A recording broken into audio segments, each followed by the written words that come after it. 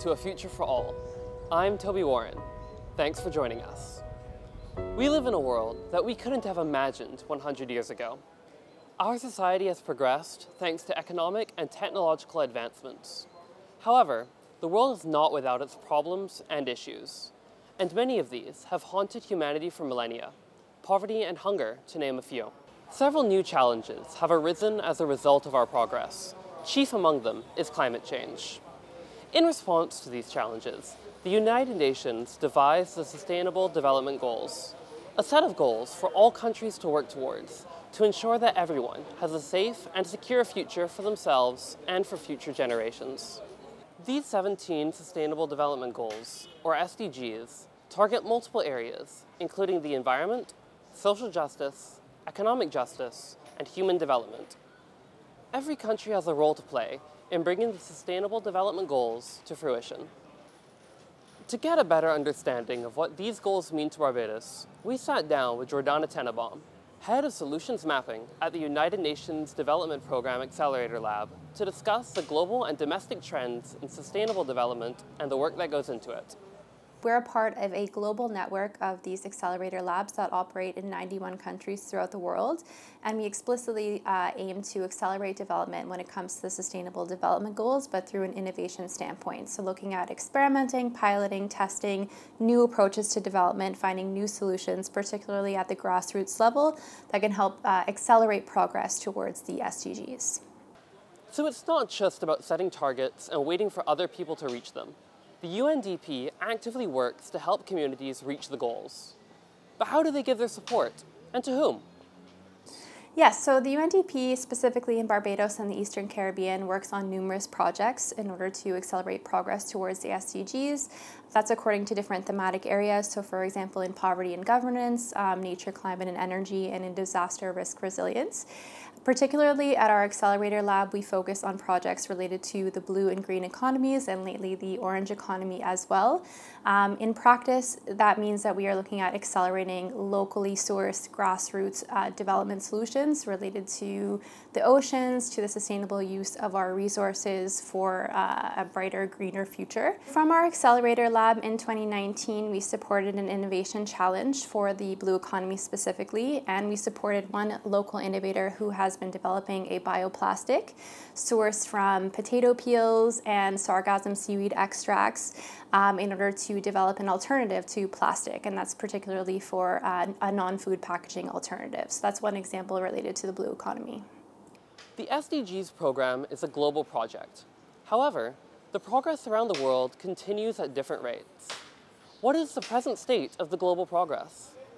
So with regards to the SDGs, globally progress has stalled and has actually reverted in many cases. That's due to the poly crisis that we're currently in as a result of COVID, the climate crisis, conflicts that are ongoing throughout the world.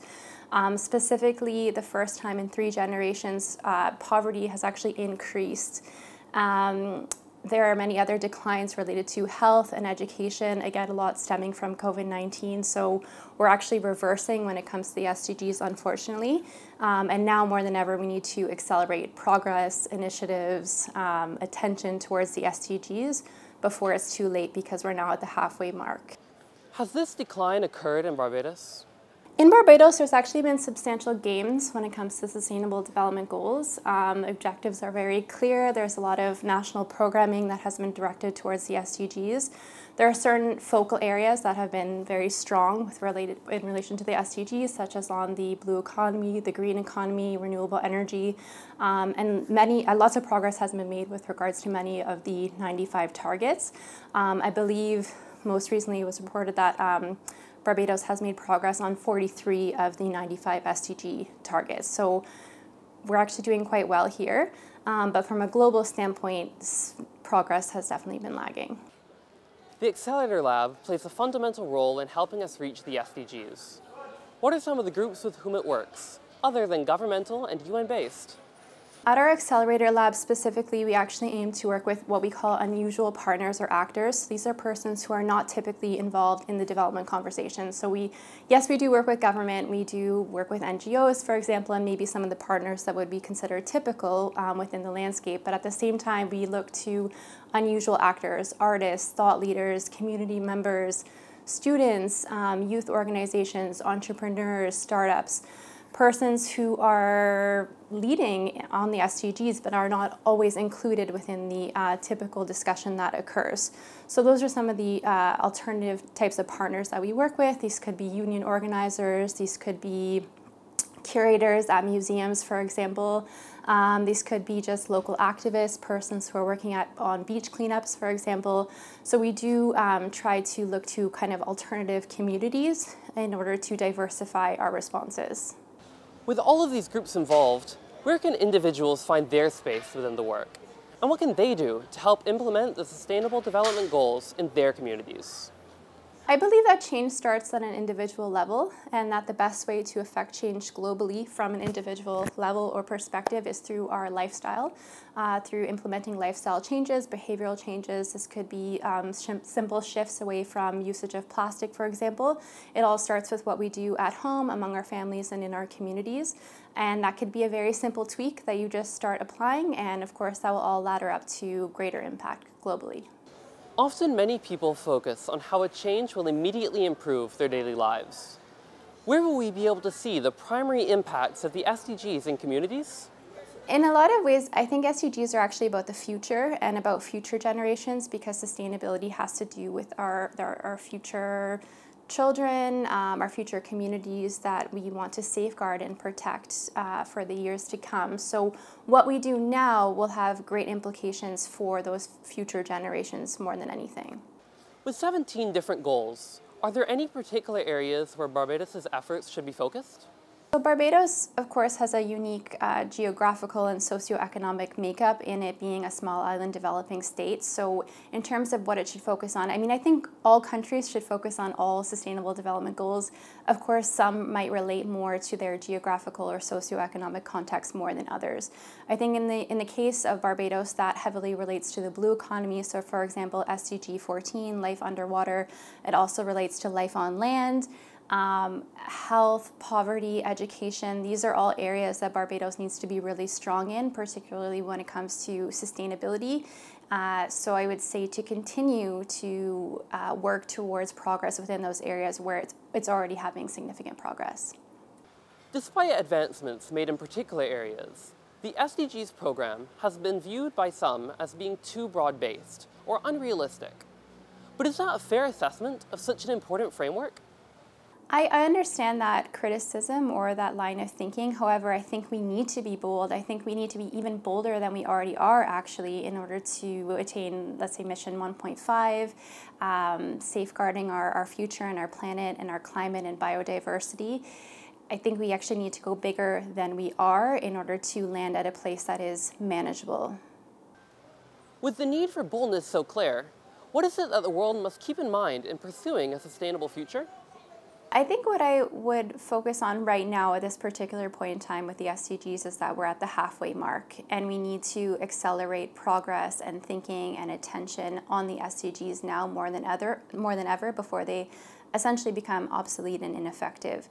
So we need renewed focus, renewed attention, and renewed community surrounding the SDGs.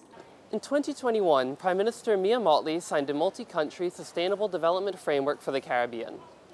Is this type of regional cooperation an essential component in reaching the SDGs? Is this the type of collaboration that ought to be encouraged? I think as much regional integration as is possible is always beneficial when it comes to the SDGs, because we also, although the SDGs are a global framework or a global agreement, we need to localize them and we need to regionalize them for them to have actual input and for them to actually be effective. And the only way to do that is to organize, to work with your community members, especially in small island developing states, is to kind of pool your resources and persons and communities together for greater impact.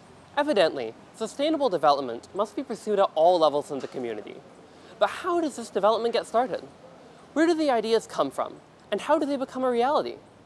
To investigate the sources of sustainable development, we spoke with Shamar Ward, the head of experimentation at the UNDP Accelerator Lab here in Barbados and the Eastern Caribbean. That role particularly looks at enabling grassroots innovations through experimentation. So for example, taking a solution, seeing how it works best, and pushing the envelope to see what new things can be done with that particular solution. So basically setting up small-scale experiments to see how that solution can work with grassroots innovators. But what are these experiments? And who are these innovators who get the work started? One of the main ones that I'll speak about is one that's ongoing right now in Dominica. That experiment is looking at analyzing and basically recording 360 footage of coral reef. This is to help with examinations of the coral reef, checking to see if there are any diseases, the impacts, also just analyzing the environment and the space using 360 and digital technology. So that's one of the angles that we're using. So that's an example of one of the experiments that is currently ongoing as we speak. The Accelerator Lab is primarily focused on grassroots innovators. So what is it that sets these small-scale projects apart from larger non-governmental organizations and established researchers? Well, it has been found that persons who are experiencing challenges or experiencing the problems are those who are best placed to fix them. Quite often, persons looking from the outside in don't quite understand the problem as well as those who are sitting in it. And typically you find those, if you look at different types of solutions in that grassroots space, you'll find that they sometimes come up with the best solutions coming from those within the particular space that they're facing. So I'll draw an example. Who would be the best person to create a solution for someone who may be disabled? Someone who is not disabled does not have the perspective, the understanding, and the in-depth knowledge and the experiences every day coming from that particular space. So those persons, even if they are not the specific innovator, they need to be definitely involved in that, that process. So that's why we say grassroots, starting at the very minimum level with those who are involved in it at the grassroots layer. How are these innovators found? So what we would try to do is find a thematic area, or we may be working in thematic areas. Right now we're looking in the green space, the blue space, and the digital space. So we may be looking at, before we've held competitions, that's one arena, opening up for submissions of ideas and solutions, whether it be to general problems or a specific thematic area. That's one way. Also, when we go and visit different countries, we do what we call exploratory missions, which we go and look at innovations or solutions that are currently ongoing within the country in a particular space, solving a particular problem. We will look to see the different innovators in those spaces, or we can also take it from another angle where we can look at there's a problem.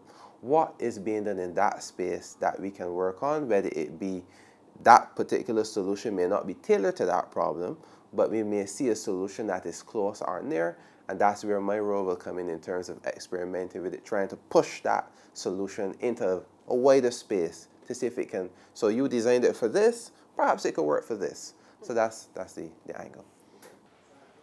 Regular people who don't have the expertise or academic know-how to develop these projects still have a stake in sustainable development. How are they able to get involved to achieve the SDGs? That's a very interesting question. I actually just left a meeting where I was working with an innovator who is doing some work in the farming space where they're trying to build some solar dehydration systems. What you'll find is that that term experimentation and research is key. Based on the knowledge that's available just simply online, where you can just go and research and find out almost anything, to do almost anything, that has really enabled persons, regardless of degree, regardless of knowledge, technical knowledge, to just experiment and try things. You also find that sometimes in trying things, you stumble across something that you didn't intend to stumble across, which is actually very interesting and very, very great, which many innovators will come and tell you, I was trying to do it this way, it wasn't working, but I recognize, oh wait, this may work for something else, which speaks to the fact that, well, having a university education or having is important and can be beneficial, but sometimes just raw experimentation and trying something that you have interest in actually can bring results as well. What can larger organizations, such as governments, charities, and businesses do to support this grassroots approach to innovation? So if you look globally, there are various models that have been implemented and are being tried. So there's the corporate social responsibility model, where companies may consider, all right, we will run a challenge for a particular problem that we as a company is interested in. We run a challenge for that, we get some innovators. Many businesses now are even creating their own little incubator spaces, whether it be to solve internal problems or external problems facing the business, or just simply in their community, in their stakeholder space. So that's one of the models that could be used. It could be direct investment, direct support for these grassroots innovations that they see having that great potential, or that have proven, at least at a prototype level, to give impact. Supporting not just with funds, but supporting whether it be with the technology, if you have a lab space, if you have an experimental space that they can use, whether it be if you want to offer them a meeting space, or it could just be simple mentorship as well. I find quite often when we talk about organizations supporting, whether it be grassroots innovators or supporting these types of initiatives, the talk is mostly around funding only. But you will be surprised the impact just mentorship can have on someone who's at that level and trying to scale up their solution. Just mentorship could be very valuable to them as well. Is this grassroots approach important to keeping sustainable development relevant to the affected communities? Yes, and that stems from what I would have mentioned earlier as it relates to understanding and truly understanding the problem. Stats are great, stats are good, but the stat doesn't necessarily always tell you the story behind what is happening.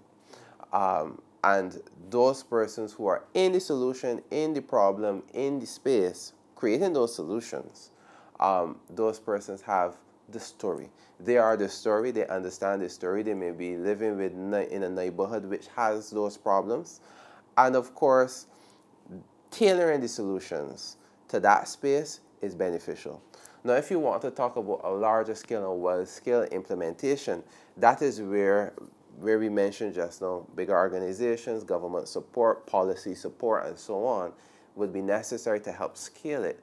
But it is understanding and giving the opportunity to those grassroots solutions to be recognized, to be properly tested, to make sure, all right, before we scale, properly testing it and making sure it's really applicable, it solves the problems.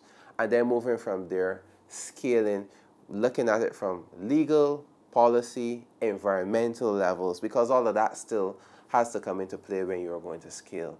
So the grassroots innovator coming up with the solution is just one of the hands in it. The other hand has to come to complement would be those logistical aspects of it. If sustainable development is for the youth in our future, how can education help those young people to become the innovators needed to advocate for their communities? Well, the first step, or the most important step, is us all owning it. And when I say own it, when you own something, you believe in it, you breathe it, you drink it, you sleep it, you live it, right? That's owning. Mm-hmm. So it should not be or continue to be an abstract thing that we just talk about, we hear about it, we see it on TV. It needs to be embedded in what we do and how we do it. Something as simple as a school garden, something as simple as having a fish tank within the school, something as simple as having a little video game which doesn't focus on racing a car around a track, but showing you the impacts that you throwing garbage on the ground or throwing garbage at the beach has an impact on marine life and so on. So it needs to be embedded in what we do and how we do it, whether it's from curriculum-based, social studies curriculum-based, ensuring that all of these aspects are brought out and tying them to those SDGs is the first step. Because you can't solve what you don't understand, and you can't live and breathe similarly what you don't understand, so that understanding at the base level. And it has to be delivered in a way that is attractive. I mean, I know everyone said there's tons of documents you can go and read. That's great. There's a few videos we can watch. They're dry. We need to make sure that we are catering to young people. I mean, it's a fight that we always hear, but they could go and read. They can. But as is anything in life, it's tailored to a particular audience, and we have to do that. So if it's games we want to do, let's tailor it as a game. Let's see if we can tailor it as a game. If it's a song we need to do a jingle, some of them have been very successful in communicating with the youth. That's what we need to do. If we need champions who they look up to, also what we need to do. So we need to tailor it to them so they understand and get to that base level of understanding. And then from there, we can call on them to come up with ideas, with solutions, and to become more involved. But no one becomes involved in something that they don't understand. And that's where we need to start. What more can be done by people to help reach the Sustainable Development Goals in a way that centers their communities and their actions? Right now, everyone is, necessarily complaining about how warm or hot outside is. It's a steamer. And so it's evident that the world is changing, and I know quite often, being a small island developing state, persons ask, "Why is the big countries that causing this stuff?" And the big countries, which may be the case, they may have a bigger impact and so on. But I really would love to see our citizens shift their thinking, more so than we in the problem, so more so shifting the thinking to what can we do? Can I have a backyard farm? Can I help a disabled person who lives in my community? What can I do to help? What can, let it be as I see a cup in the ocean when it's floating out there, that could potentially impact marine life. Maybe I just decide, whenever you're going to the beach, I take a bag. What can we do to help? Don't worry about what the others are doing. Yes, it matters. Yes, it's important. But I believe strongly in the fact that change starts with you. You will sleep much better knowing that I am doing something to help. As little as it is, I'm doing something that can help with that change. So that's really what I wanted to add on as well. As we continue to elevate our home, let us do so with the future in mind. May we have a plan for safeguarding the gains we make so that our children's children may be able to enjoy them. This is at the core of the Sustainable Development Goals. It is a global effort that calls for a global community, so let's start it here. Special thanks to Jordana Tenenbaum and Shamar Ward. This has been A Future for All. I'm Toby Warren. Thanks for your time.